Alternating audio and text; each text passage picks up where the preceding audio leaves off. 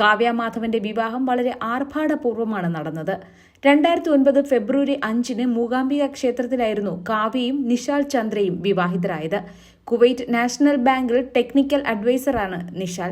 സർവാഭരണ വിഭൂഷിതയായാണ് കാവ്യ വിവാഹത്തിനെത്തിയത്. അതുകഴിഞ്ഞ് റിസപ്ഷനിൽ രത്നങ്ങളാണ് താരം അണിഞ്ഞിരുന്നത്.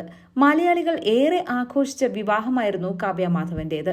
വിവാഹശേഷം കാവ്യയും നിശാലിനൊപ്പം കുവൈറ്റിലേക്ക് പോയിരുന്നു.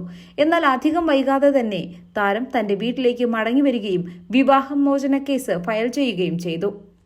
ഗുരുതരമായ ആരോപണങ്ങളാണ് കാവ്യ ഭർത്താവായ നിശാൽ ചന്ദ്രയ്ക്കും കുടുംബത്തിനുമെതിരെ ആരോപിച്ചിരുന്നത്. എന്നാൽ ഇതൊന്നും സത്യമല്ല എന്നും യഥാർത്ഥത്തിൽ മറ്റൊന്നായിരുന്നു നടന്നത് എന്നും നിശാൽ വ്യക്തമാക്കിയിരുന്നു.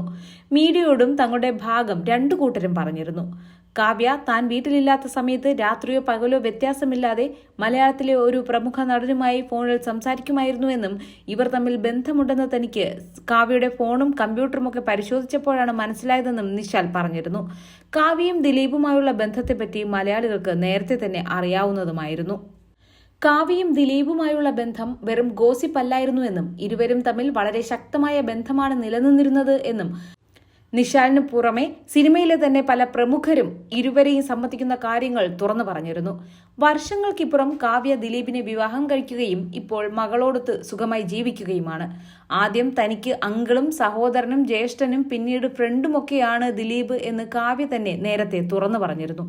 എന്നാൽ അതിനപ്പുറമുള്ള ബന്ധമായിരുന്നു ഇരുവരും തമ്മിലുള്ളത് എന്നാണ് കാവ്യയുടെ വിവാഹമോചനവും തുടർന്ന് ദിലീപുമായുള്ള വിവാഹത്തിലൂടെയും മലയാളികൾക്ക് മനസ്സിലായത്. വിവാഹത്തിന് കുറച്ചു ദിവസങ്ങൾക്ക് മുൻപ് കാവ്യ വിവാഹത്തിൽ നിന്ന് പിന്മാറാൻ നോക്കിയെന്നും വീട്ടുകാരുടെ നിർബന്ധപ്രകാരമാണ് അങ്ങനെ ചെയ്യാതിരുന്നതെന്നും ഒരിക്കൽ നിശാൽ ചന്ദ്ര വെളിപ്പെടുത്തിയിരുന്നു.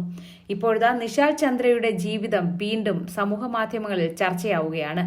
നിശാൽ കാവ്യയുമായുള്ള വിവാഹമോചനത്തിന് ശേഷം മറ്റൊരു വിവാഹം കഴിച്ചിരുന്നു.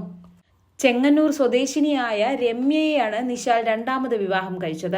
മൈക്രോബയോളജിയിൽ PG ബിരുദധാരിയായ രമ്യയും നിശാലും വളരെ സന്തുഷ്ടമായാണ് ഇപ്പോൾ ജീവിക്കുന്നത്. വിവാഹശേഷം ഇരുവരും അമേരിക്കയിലാണ് താമസം. അവിടെ തന്നെ സെറ്റിലായിരിക്കുകയാണ്. ഇപ്പോൾ 2 കുട്ടികളും അവർക്കുണ്ട്. വളരെ സന്തോഷത്തോടെയാണ് ഇവരിപ്പോൾ ജീവിക്കുന്നത്. 2013 നിശാൽ രമ്യയെ വിവാഹം ചെയ്യുന്നത്.